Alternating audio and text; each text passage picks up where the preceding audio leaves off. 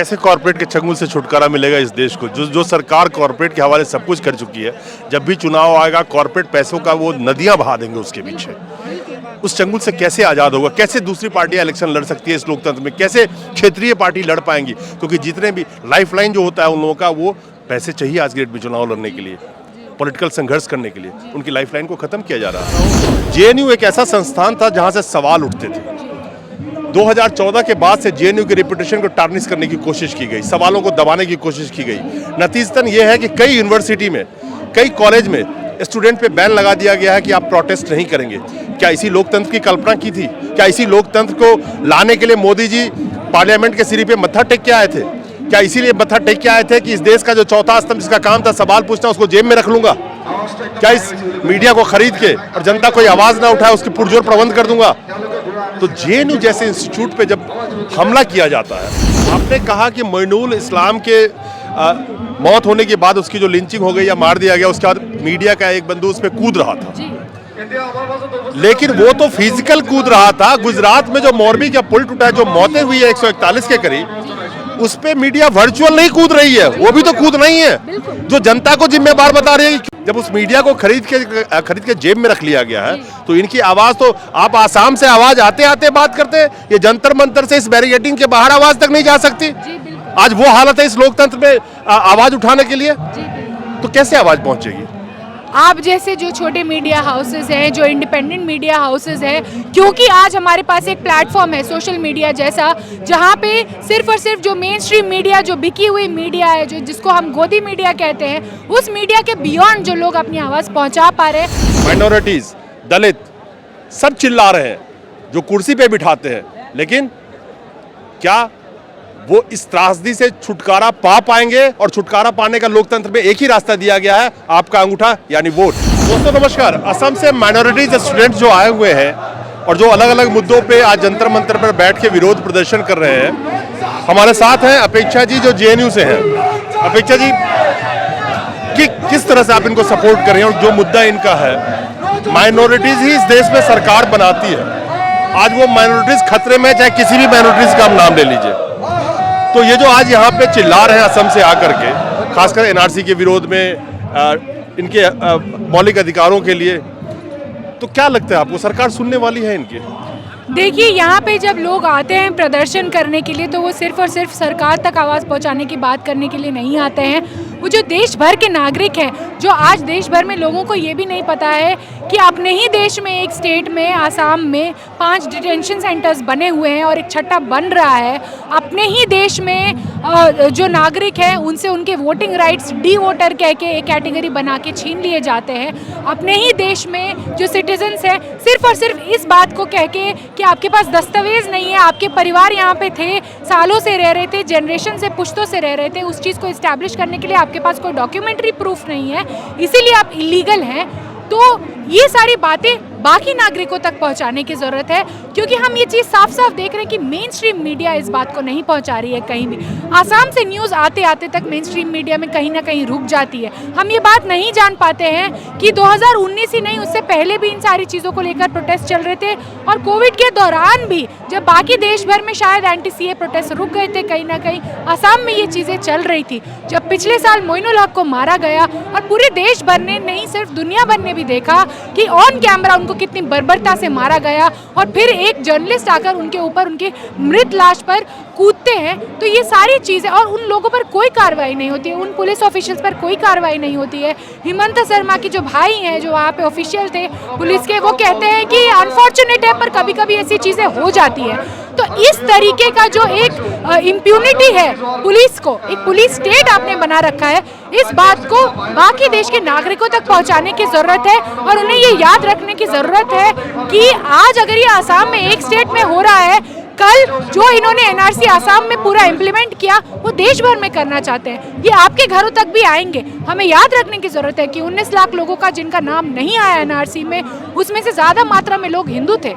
इसीलिए वो इस चीज़ को, इसीलिए वो चीज़ इस वहाँ के एनआरसी को वो नल एंड वॉइड डिक्लेयर करना चाहते हैं। बहुत खूबसूरत बात बोली है कि आसाम से ये लोग आए हैं, मकसद ये नहीं है कि सरकार को सिर्फ सुनाए, जनता को भी पता होना चाहिए कि इनके साथ क्या हो रहा है। लेकिन इस देश में जिसका काम था जनता तक आवाज को पहुंचाना, और जंतर मंतर इसलिए बना था कि जहां पे लोग अगर आवाज लगाए, पार्लियामेंट से महज 4 किलोमीटर की दूरी पे, और दिल्ली के हार्ट में ये जगह बनाई गई थी प्रोटेस्ट के लिए, एक भी मीडिया दिखाने नहीं आती। जनता तक आवाज तो पहुंचाना मीडिया का काम था, इनकी आवाज सरकार तक पहुंचाना तो मीडिया का काम था।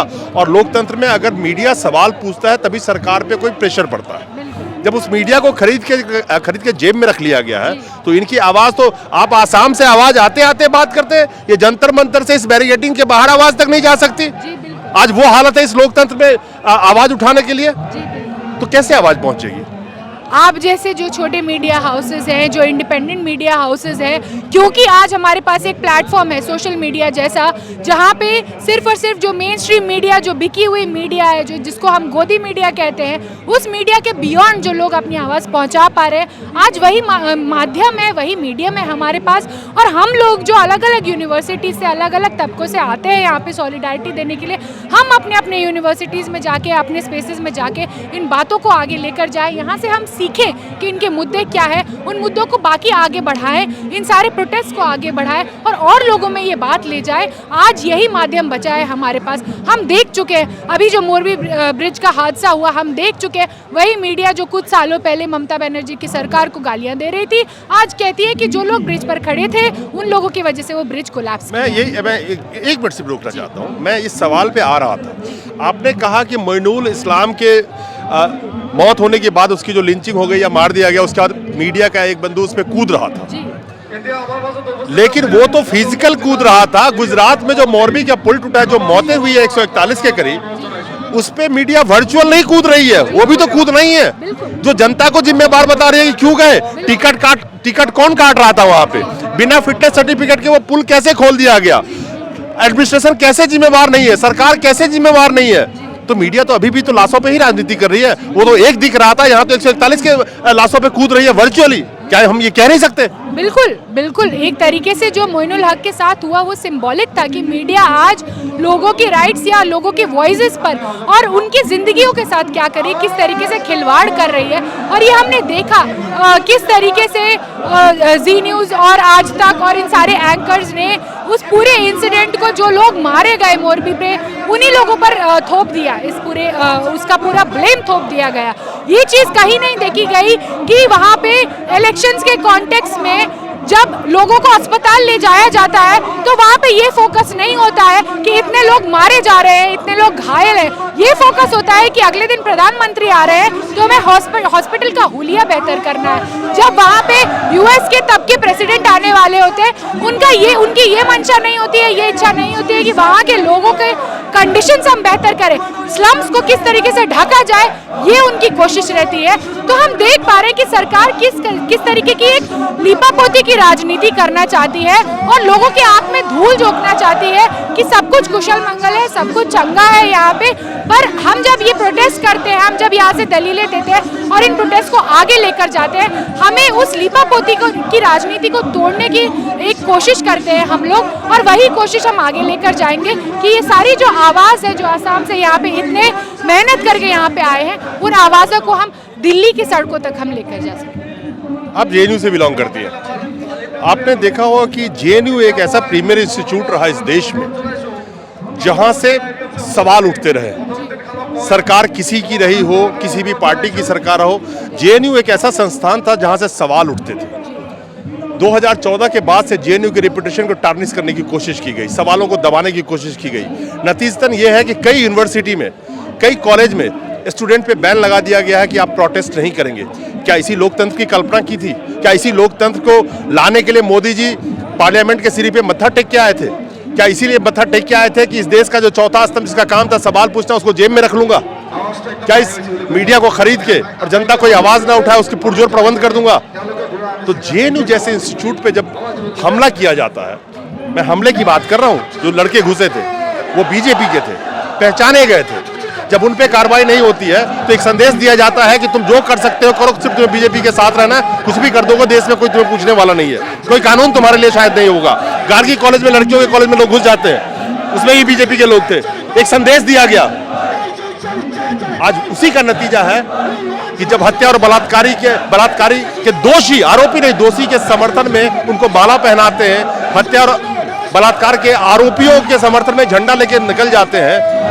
आप जेएनयू से आप जानते हैं इस बात को कि क्या एक दूसरे दिशा में इस भारत को नहीं ले जाया जा रहा? जी बिल्कुल ले जाया जा रहा है। आपने जो बातें कही हैं वो बिल्कुल सच है, पर आज हम ये अफोर्ड नहीं कर सकते हैं कि हमने जिस इमेजिनेशन को इस देश में जो सबसे पीड़ित तबका है उनका जो इमेजिनेशन है, उनकी जो मंशा है, उनकी इच्छाएं हैं इस देश को बनाने की, इस देश को देखने की, जहाँ पे हम इक्विटी की बात कर सके, इक्वालिटी की बात कर सके, जस्टिस की बात कर सके, आज हम ये अफोर्ड नहीं कर सकते कि हम इस उम्मीद को छोड़ दें और आगे की लड़ाई ना लड़े। हमारे बहुत सारे साथी जेएनयू से हो और यूनिवर्सिटी से, प्रीमियर यूनिवर्सिटी से हो, जामिया से हो, वहाँ जेल में है, 2 साल से ऊपर हो गया है, यूएपीए जैसे काले कानून के तहत वो जेल में है, और बार बार हम देख रहे हैं कि जुडिशरी में हर स्टेप पे उनका जो है बेल रिजेक्ट किया जा रहा है और साफ साफ कहीं ना कहीं उनको क्रिमिनलाइज करने की कोशिश की जा रही है। पर हमें ये याद रखने की जरूरत है कि ऐसा इसीलिए हो रहा है क्योंकि सरकार स्टूडेंट्स की जो आवाज है, जो सबसे पढ़ा लिखा तबका है, जो सबसे यंग यूथफुल तबका है, उस आवाज से डरती है। उन्हें पता है कि ये एक तबका है जो सच में अपनी आवाज बिना डरे जो उनकी गलत कुनीतियां हैं उनके खिलाफ उठाएगा। हमने सीए एनआरसी के दौरान भी ये देखा, हमने फार्मर प्रोटेस्ट के दौरान भी देखा, और इस देश में जब जब ऐसी चीजें, ऐसे मोड़ आए हैं, सबसे आगे स्टूडेंट बॉडी रहा है। आज भी अगर आप देखें 2020 में इतनी भयावह एक घटना घटी, वहाँ पे इस तरीके से वहाँ के जो स्टूडेंट यूनियन प्रेसिडेंट है ऋषि घोष, उनके सिर पर चोट लगी, पर आज भी 2022 में आप जाकर देखिए जेएनयू आज भी लड़ रहा है। जिस तरीके की कुनीतियाँ अभी के वाइस चांसलर वहाँ पे इम्प्लीमेंट करने की कोशिश कर रही हैं, वहाँ की पैसे काटने की कोशिश कर रही हैं, सीट काटने की कोशिश कर रही हैं, रिजर्वेशन को स्कटल कर रही, आज भी जेएनयू में आवाज उठ रही है। और जेएनयू का एक मॉडल जो 2020 में उन्होंने फी हाइक के खिलाफ अपनी आवाज उठाई, आज आप देख रहे हैं इलाहाबाद यूनिवर्सिटी उठा रहा है, आज आप देख रहे हैं आईआईटी उठा रहा है, आज आप देख रहे हैं कि अलग अलग यूनिवर्सिटी कहीं ना कहीं उस मॉडल से सीख रहे हैं। तो आज हमें ये पूरी उम्मीद है कि as a force of youth, as a force of students who are taught how to be critical, who are taught how to be dissenting, हमें पढ़ाया यही जाता है ना, तो ये सीख हम सच में, अगर कोई फोर्स है जो इसे आगे लेकर जा सकती है तो वो इस देश का जो युवा है वही लेके जा सकता है। और इसीलिए आज हमें ये जरूरी महसूस हुआ कि इन सारी आवाजों के साथ हम अपना समर्थन। अपेक्षा जी, एक लास्ट क्वेश्चन ये है कि भारत की आबादी का 64% अभी युवा है, जो पॉपुलेशन है 64% युवा है।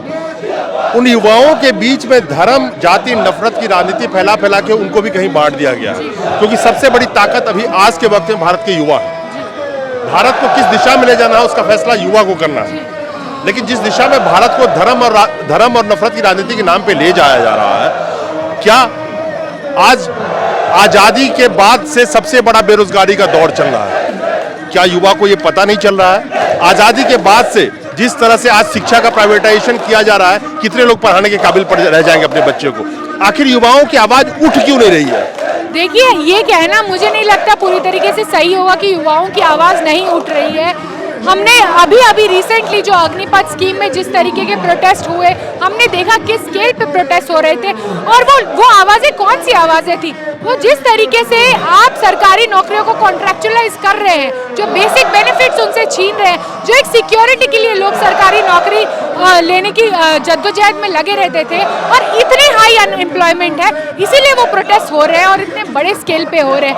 हमने ये भी देखा है कि सीए एनआरसी के दौर में जो सबसे तेज आवाज, जो तीखी आवाज है मुसलमान औरतों के साथ खड़ी थी, वो वहाँ देश के युवा की आवाज थी। जो लोग अरेस्ट हुए, आज जेलों में है, ज्यादातर उसमें से रिसर्च स्कॉलर्स है, स्टूडेंट एक्टिविस्ट है, वो इसी वजह से। तो मुझे नहीं लगता है कि ये कहना सही होगा कि देश का युवा जगह नहीं है। हाँ, कहीं ना कहीं संगठित होने की जरूरत है, कहीं ना कहीं सारे आवाजों को साथ में आने की जरूरत है। और मुझे लगता है कि जिस तरीके से मुद्दे आज देश में फैल रहे हैं, जिस तरीके से बेरोजगारी फैल रही है, जिस तरीके से वंचित किया जा रहा है इतने तबकों को शिक्षा से, स्पेशली हायर एजुकेशन से, मुझे लगता है कि बहुत जल्दी वो दिन आने वाला है कि सारे स्टूडेंट्स जो है एक तरीके से एक संगठित आवाज में आकर सामने अपनी बात रखेंगे और सरकार को हमारी आवाज सुननी पड़ेगी। कैसे कॉर्पोरेट के चंगुल से छुटकारा मिलेगा इस देश को? जो सरकार कॉर्पोरेट के हवाले सब कुछ कर चुकी है। जब भी चुनाव आएगा, कॉर्पोरेट पैसों का वो नदियां बहा देंगे उसके पीछे। उस चंगुल से कैसे आज़ाद होगा, कैसे दूसरी पार्टियां इलेक्शन लड़ सकती है इस लोकतंत्र में, कैसे क्षेत्रीय पार्टी लड़ पाएंगी, क्योंकि जितने भी लाइफलाइन जो होता है उन लोगों का, वो पैसे चाहिए आज के डेट में चुनाव लड़ने के लिए, पॉलिटिकल संघर्ष करने के लिए, उनकी लाइफलाइन को खत्म किया जा रहा है और पूरा का पूरा लाइफलाइन बीजेपी की तरफ मोड़ दिया गया है। 90% के करीब चंदा उनको मिल रहा है, जी बिल्कुल। चंदा। और इलेक्शन के वक्त जो कॉर्पोरेट के वारे न्यारे हो चुके हैं, वो कॉर्पोरेट भी तो उनके पीछे खड़ी होगी। कैसे छुटकारा मिलेगा देश को इन सब चीज़ों से? देखिए, एक चीज़ हमें याद रखने की ज़रूरत है कि जब जब इस तरीके का जो शोषण है वो अपने पीक पे पहुंच जाता है, तो जो जनता है वो इस चीज़ को रियलाइज़ करती है, वो निकल के आती है। इसका सबसे बड़ा जो उदाहरण हमारे पास रहा है, हमारे सामने रहा है, वो फार्मर प्रोटेस्ट का रहा है। एक मॉडल तैयार किया फार्मर प्रोटेस्ट ने कि अगर आप इस तरीके का कॉर्पोरेटाइजेशन जो जनता से सब कुछ छीन लेगा, उनका पूरा हक छीन लेगा, उनके मतलब उनके जो जीने का, रोज़गार का जो सबसे छोटा जो रिसोर्स है वो भी उनसे छीन लिया जाएगा, तब उनके पास कोई और ऑप्शन नहीं रह जाएगा कि वो रास्ते पर आए और अपना प्रदर्शन करें। हमने देखा कि फार्मर प्रोटेस्ट में 900 से ऊपर लोगों की जानें चली गई। यहाँ पे प्रोटेस्ट करते करते उन्होंने वो आए ही इस मंशा के साथ थे कि अगर हम यहाँ से जाएंगे तो हम जीत के जाएंगे, नहीं तो हम जिंदा घर वापस नहीं जाएंगे। तो बिल्कुल हमने एक मॉडल देखा है कि हाँ, जब ऐसे इस तरीके से इस लेवल पर शोषण पहुँच जाता है कि जहाँ से it's a point of no return, तो जनता ज़रूर इस चीज़ को रियलाइज़ करती है। और इतिहास हमें ये सिखाता है, हमें इतिहास याद रखने की ज़रूरत है। जो सबसे बड़े जो डिक्टेटर्स रहे हैं, चाहे वो हिटलर हो या कोई और, कहीं ना कहीं एक जनता के पावर ने कहीं ना कहीं इस तरीके से उस समय में हिटलर के जर्मनी में भी ऐसे जर्मन लोग थे जो लोग देख रहे थे कि किस तरीके से जूस को मारा जा रहा था उस समय में, और वो लोग साथ में इकट्ठे हुए थे। वो सारे लोग लड़ रहे थे, कभी कभी अपने जान के कॉस्ट पे लड़ रहे थे। और मैं बिल्कुल ये मानती हूँ कि हमारे देश में भी कहीं ना कहीं इस तरीके से जनता में, हमारे बीच में लोग हैं जो सामने आएंगे और संगठित होकर लड़ेंगे। सबसे ज़रूरी चीज़ जो अभी के दौर में है, जैसा कि आपने भी पहले ये बात कही, कि जो एक मेन स्ट्रीम मीडिया का इकोसिस्टम है, एक जो मिराज बना के रखा है, उस मिराज को तोड़ने की ज़रूरत है। कहीं ना कहीं उस सीमलेस नैरेटिव को तोड़ने की ज़रूरत है। और वो मेरी उम्मीद यही है कि आपके जैसे जो न्यूज़ पोर्टल्स है, जो इंडिपेंडेंट प्लेटफॉर्म्स है, वो ज़रूर इस चीज़ को आगे लेकर जाएंगे। It's point of no return. जनता क्या वहां पहुंचेगी तब जागेगी? रेंग तो अभी ही रही है, शायद उस पॉइंट पे जिस दिन पहुंच जाएगी उस दिन बोलने के काबिल भी शायद नहीं बचेगी। क्या गोदी मीडिया से छुटकारा जनता को मिलेगी? जिस कॉर्पोरेट के हवाले पूरे भारत की संपत्ति की जा रही है, उसी कॉर्पोरेट का वो मीडिया भी है, तो मीडिया कैसे आज़ाद होगी? खैर, बहुत सारे सवाल हैं उठाने के लिए, लेकिन सबसे अहम बात, माइनॉरिटीज़, दलित सब चिल्ला रहे हैं, जो कुर्सी पे बिठाते हैं, लेकिन क्या वो इस त्रासदी से छुटकारा पा पाएंगे? और छुटकारा पाने का लोकतंत्र में एक ही रास्ता दिया गया है, आपका अंगूठा यानी वोट। फैसला आपके हाथ में है। नमस्कार।